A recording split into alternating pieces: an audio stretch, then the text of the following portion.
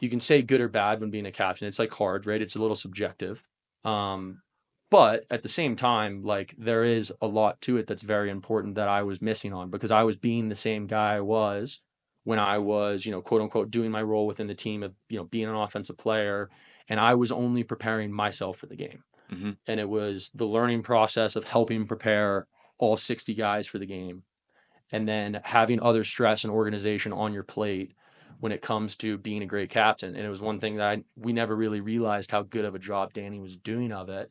And it was one of those things where my personality came through and, Coach Tierney told me, he's like, you would have been a phenomenal captain for me in 1995, and it's like, sometimes that feels like a positive thing. You're like, oh, heck yeah. Like I'm tough. I like being excited and fired up all the time, but also it also hurt too. I'm Mm-hmm. like, oh goodness, like this is the first time in the last couple of years within this team where we're really telling me something that I'm really bad at. It's like I got a lot of those things out of the way when I was younger. I learned a lot of the skills and the IQ things in the field. And it's like I had a lot of those figured out.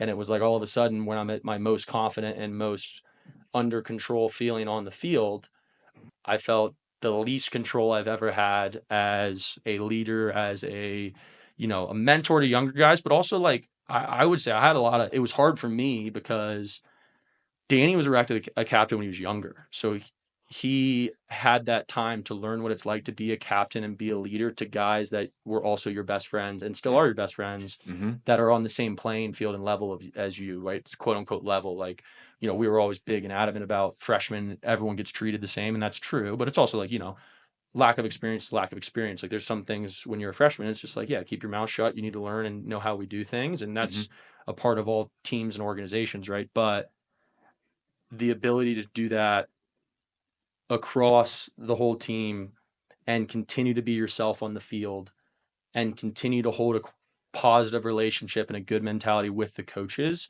like proved to me to be a heck of a lot more difficult than I actually ever really thought it was going to be. I thought I could just be myself, lead by example. Guys are going to follow, obviously. Like, at the time too, like it's a selfish thought, but it's also, yeah, I'm a good player. Why wouldn't they do what I'm doing? Mm-hmm. Right. It's like I would get so mad at guys because I'm like, hey, offensive guys, like we shot like junk class game. I'm out here an hour before practice and no one's with me, you know?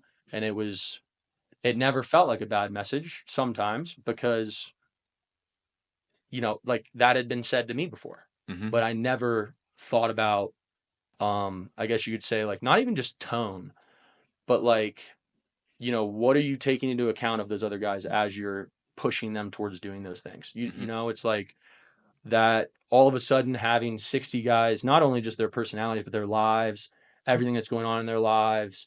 Like there's just so much to take into account that it was such a you say learning lesson, but it's not really like one lesson. No, no, no. It's like kind of who you are and like how you handle things, how you handle adversity, how you handle those situations because there's so much more pressure and stress as you on the captain of like, yeah, when I was younger and we get a bad call, yeah, I can go on the sideline and be like, oh, what the hell, man? And you can be all mad about it or whatever it may be, or it's like I can miss a shot and say stuff under my breath to myself and get pissed, and it's like, but like when you are the leader of the ship, everybody sees that. Mm-hmm. Everybody has an impact of that. And it was something I was bad at because I didn't realize how much of an impact my emotions, my body language, my even just the tone, not even what you're saying all the time, but the tone. Like you can say something really mean to somebody in a tone Yeah. to where it's like that's going to motivate that guy. Or you can say it in a tone to where he's like, dude, this guy doesn't care about me. Like he's just this guy's just yelling at me now because I'm making mistakes, right? And it's like it's a very small line sometimes. Yeah. And that was one of the biggest learning lessons for me is Mm. like tone, all that stuff, right? There's a lot that goes into it. Yeah, and you got to find how to lead 60 different guys, Yeah. but that it takes reps. Mm-hmm. And I mean, if it's one kid a day, that's 60 days, that's still a lifetime 100%. and a long time for a leader. Absolutely. And then that 60 days, it doesn't even start day one. Yeah. It creates the where you were doing what you're doing and you had a realization and actualization of, okay, this is different. Why are they not? I'm leading. Why are they not following? 100%. And it was, What? well, it's like honestly things that Coach Tierney would talk to me about a lot. And I'm actually we can flip this forward for the point here too. Is so currently right now, Coach Tierney is my professional coach. Professional lacrosse is a very different environment from any NCAA sport or team sport where you're able to practice 5 days a week, right? So this is like the most impressive thing that Coach T's ever done in my eyes is like when I was a freshman, it's Bill Tierney, and I'm like, this guy's the best lacrosse coach of all time. It's so easy to listen to that. It's so easy to understand. Like everything he says holds so much weight, and it makes such a big difference. And it's like it's the easiest thing in the world to listen to, right? Because you have so much respect for him right out of the gate. Hmm. And then now, we had a horrible season last year. We lost 8 games by a goal. We had finished with 2 wins in the season. One of the worst seasons in the PLL's history, probably. Maybe I don't know. Maybe someone's done a little bit worse, but pretty bad. And we've been to the championship the last 2 years. Won it my rookie year, so we were one of the best teams in the league. Everything drops off, and there are a lot of things that went into place for that. But the lesson that Coach T taught me was he was so upset because he was like, I didn't get to know the guys, and he goes, and it made a big impact. Like for him, he had a rule in college, and he told me about this when I was a senior, and this was one of the main things he taught me early when I was a captain too. He's like, it's going to be different for you, but he's like, for me, he goes, if I ever get on somebody, he goes, you can't let it like just simmer. So Hmm. he's like, if I get on somebody really, really hard, he goes, I have a 24-hour rule to where you got to give him a hug, quote unquote hug. That could be compliment. That could be firing him up a little bit, Close the whatever it may loop be. on that. Exactly. Yeah. And it's like that made a big difference for me when it came into that stuff. But knowing the difference in his ability to be a great coach from, well, first off, from last season of pro to now, and how much more confident everybody is in him understanding you as a player, just from him having more phone calls and him having more conversations and him understanding each guy on an individual level better has made a really big difference in the way everyone feels about the way things are going. Hmm. Where last year, it's not like no one trusts Bill Tierney, right? We're all like, we know he invented the slide. Like this guy's one of the best minds in lacrosse, but he didn't know the pro game yet. And he'd be the first guy to tell you that. But again, he went from, we repped out everything under the sun in college. It's like, okay, if this is what this team does, these are the 10 worst situations that can happen. We're going to know exactly what we need to do in those situations. And then we're going to know exactly what we are going to do too. Hmm. Right. So it's like, we know us really well. We know them really well. And we know worst case Ontario really well. Right. When you go into pro lacrosse, you're practicing, like an hour a week, and you have a Right. little training camp. So to him, he had to sit back, and it was like the first couple of games, I could tell he didn't know what to do. And I had conversation with him, and I would talk to him for 2 hours on Mondays, trying to teach him about guys, tell him about guys. What do I see in this guy? What do I see in that guy? Like, what's his personality like? And it was his biggest issue is he was like, I feel like I can't become a good enough coach as fast as I want to because I don't have 5 days this week to get to know every single one of these guys. Hmm. And then it makes it really hard with how to push on each guy's buttons and make them better and make them the best version of themselves. Without that communication and understanding to every single guy is really hard to do. Hmm. So like circling back to that and the lesson I've learned from watching him in the pro circuit, that was something that I never knew going in as a captain. It's like I knew everybody, but did I know how to get the best out of everybody? And that was something that I didn't know. Hmm. Right. Like I'm a big believer in like when I met the freshman, I'm like, I'm gonna make this kid my friend. Like I'm gonna become friends with him. I want to figure out his sense of humor. I want to figure out what video games he likes. I want to figure out what all the sports he played growing up. And it's like if the more I know about this guy, the better he'll get along with me, the happier he'll be here, and the harder he'll work, and it'll benefit all of us. But when you were a captain, and the thing that Danny did that I never realized is he wasn't always just becoming best buds with the freshmen. He was learning about the type of person they are Hmm. and how they, like what makes them tick, what makes them, work really hard. Does that guy need a soft message? Does that guy need a hard message?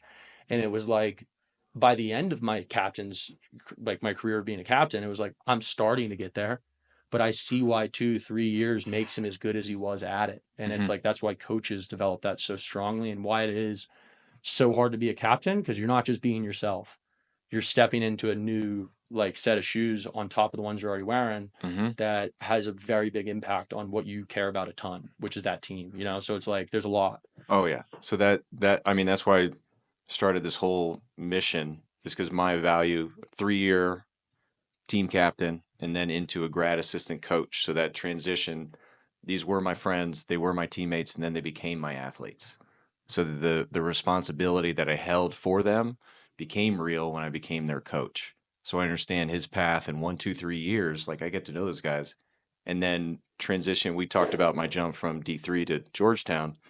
Now it was I had to learn how to develop this new relationship because I had it for Yeah. years with that previous program, and now it was okay, actually you have to learn how to connect with these guys. Thankfully, it was through lacrosse, still Yeah. just at a different level. Yeah. So that path and the realization for you now certainly is helping you with the younger kids that you're coaching. Yes. Absolutely. And, I think we were talking about it a little bit earlier, but on on the idea of pickup sports and what the club culture and really organized sports, like almost all organized sports, and what that does to the kids and what that does to, and we actually didn't talk about this earlier, but it's that idea of like a natural born leader to me, right? Which is partially a thing, but also there's a big learning curve to that too, right? Because I believe it's a thing until everybody gets sophisticated enough to where they have a lot of their own ideas and you have to start managing people that are full-blown adults, when you're at the NCAA college level. But I do believe in just that natural born leader of those younger kids because you can see it. Hmm. Right? You see the kid that's like, yo, let's mix up the sticks, right? Or like the kid that's like, hey, like we're switching teams up, or it's the kid that's, it's like, hey, we're getting smoked on defense. Like let's pick him up earlier. And he's just making decisions because he wants to win, right? And the kid cares about the sport, but it's also that kid that's very open to being like, hey, I might, it's like it's that tough position of being a leader when you're a younger kid where you don't want to be talking to other guys on the floor sometimes because you might be wrong. And like, what if you're wrong? And then you're telling him the wrong thing to do. And everyone's sitting here quietly, like thinking versus, when I can instill in those young kids, like just to be a communicator, be a great teammate, be the easiest guy you can to play with, Hmm. then it's like when they start doing it and they start finding that groove of just chatting the whole time they're playing sports, then it's like, okay, you start to see the guys that are really good at this. Because then you start seeing the guys that you never have to say it to them, but they start chatting, and then it's like, oh, their teammate makes a mistake, and they're just running back on defense, and they're like, it's all good, dude, to get the next one, right? And it's just like you just see a couple of those personalities that start coming out, and it's like that to me is like that first step in being a great leader. But I had that too Hmm. when it came to sophisticated level of being a leader. It was a heck of a lot harder than just being the guy that was willing to chat and put yourself out there and maybe be wrong. That was a big hurdle in it. But, that's what I see in the young kids, which is like you start to see it coming.